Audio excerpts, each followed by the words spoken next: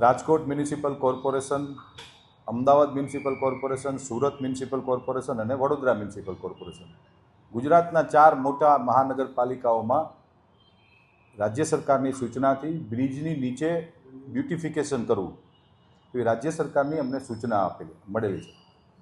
તેના ભાગરૂપે ગત સ્ટેન્ડિંગ કમિટીની અંદર આ કામો મંજૂર કરવામાં આવ્યા છે.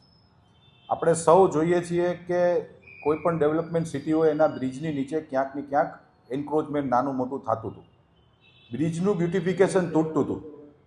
રાત્રે એન્ક્રોચમેન્ટ થઈ જાય છે, ગેરકાયદેસર રીતે ઘણા બધા લોકોની પેશકદમી થઈ જાય છે, રાત્રે ગંદકી પણ થાય છે, કચરા પણ નાખવામાં આવે છે. કોઈપણ સિટીનું બ્યુટિફિકેશન અને ટ્રાફિકનું અડચણ અને વિકાસ બ્રિજના માધ્યમથી અને નવા રોડ રસ્તાના માધ્યમથી થતો હોય છે.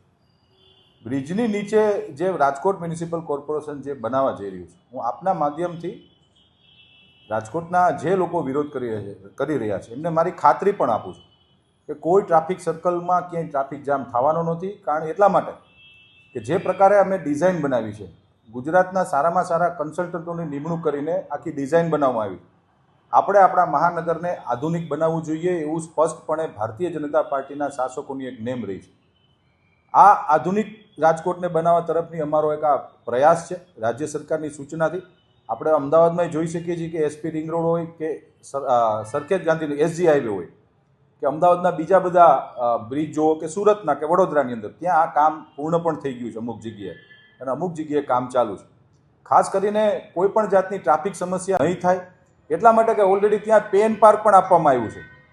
અને આ એવી વસ્તુ અમે બનાવવા જઈ રહ્યા છીએ કે જે બન્યા પછી રાજકોટ સ્વીકારશે એક વખત કે આખું અલગ પ્રકારનું રાજકોટ નવીનીકરણ તરફ જઈ રહ્યું છે. હું ખાતરી આપું છું, સાર્વજનિક સ્વરૂપમાં કહું છું કે કોઈ પણ જાતની દુર્ઘટનાઓ નહીં જ થાય.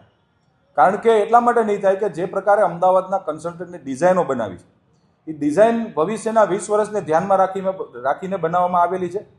અને બ્રિજના નીચેનું જે બ્યુટિફિકેશન છે, બહુ ગંદકીઓ થતી, રાત્રે એન્ક્રોચમેન્ટ થઈ જતા, પાર્કિંગો ગેરકાયદેસર થતા. આને બ્યુટિફિકેશન કરવા માટે અને જગ્યાનો સદુપયોગ થઈ શકે એના માટે. બીજું આ જે કંઈ પણ અમે રેસ્ટોરન્ટ બનાવવાના છીએ કે ગેમ ઝોન બનાવવાના છે, ગેમ ઝોન એટલે બીજો એવો કોઈ મોટો ગેમ ઝોન નથી, પણ સ્પોર્ટ્સ એક્ટિવિટી કરીએ છીએ. ટેબલ ટેનિસ થશે અંદર, એમાં ટેનિસ કોર્ટ બનવાના છે, એમાં કાફેટેરિયા બનવાના છે.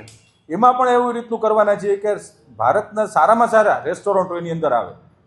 કોઈ લારી ગલ્લાવાળાને આવવું હોય તો છૂટ છે, પણ એની એક ગુણવત્તા જરૂરથી જોવામાં આવશે. કોઈ પણ વ્યક્તિ નહીં આવી શકે એમાં. એ પ્રકારનું આધુનિક મોડર્નાઇઝેશન બ્યુટિફિકેશન અમે લોકો કરવા જઈ રહ્યા છીએ. બાળકોને કરવો જરૂરી છે ત્યાં પહોંચવા માટે, અને એ બાળકોને રફતારના રાજકુમાર ઉડાડે નહીં એની તો કોઈ ગેરંટી હોય નહીં. હું તમને અત્યારે સમજાવું છું કે અત્યારે કોઈ પણ બ્રિજ હોય, કોઈ પણ બ્રિજની નીચે ડાયવર્ઝનો તો આપેલા જ છે ઓલરેડી. અમે દાખલા તરીકે કેકેવી બ્રિજથી આપણે આત્મીય કોલેજ બાજુ જઈએ એટલે એક રસ્તો રામધામમાં જાય છે ને એક રસ્તો જાય છે રોયલ પાર્કની અંદર. તો એ રસ્તાને અમે ટચ નથી કરવાના. જે બ્રિજની નીચેનો જે ભાગ છે એમાંથી તો ક્યારેય કોઈ નથી ટપવાનું, બીકોઝ ઓફ કે નહીં, એટલા માટે હું બહુ એક વખત બની જવા દઉં એટલા માટે હું તમને કહું, કોઈ પણ બાળક રાત્રે એ ગેમ ઝોનમાં રમવા ગયું, એનો પાસ હશે, એવી રીતે ગમે ખોલીને નહીં જઈ શકે.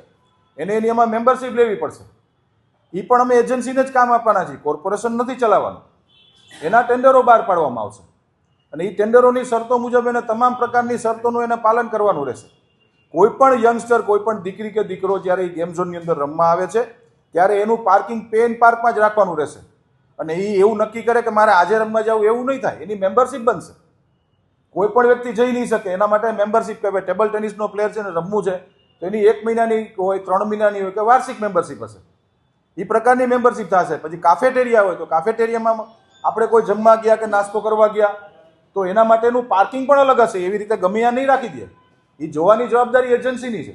જે રેસ્ટોરન્ટને કામ આપવામાં આવશે ટેન્ડર પ્રક્રિયાથી, એ એની જવાબદારી થશે.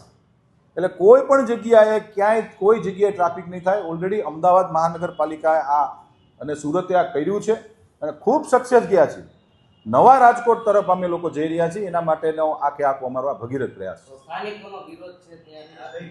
કોઈ પણ વ્યક્તિ જ્યારે નવા વિકાસ કામો થતા હોય ત્યારે સ્વાભાવિક છે કે વિરોધ નાનો મોટો આવતો હોય છે.